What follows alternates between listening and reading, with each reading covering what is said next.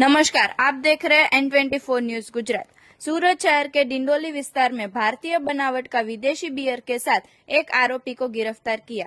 Beer पीने वाले लोगों में मची फड़फड़ाहट। डिंडोली विस्तार में से मारुति ब्रेजा कार में से भारतीय बनावट के विदेशी बियर के साथ एक आरोपी को जब्त किया। डिंडोली पुलिस के पुलिस अधिकारी ने अपने विस्तार में शराब बेचते हुए और जुआ खेलते हुए के विरुद्ध कानूनी कार्यवाही करने की सूचना दी गई थी।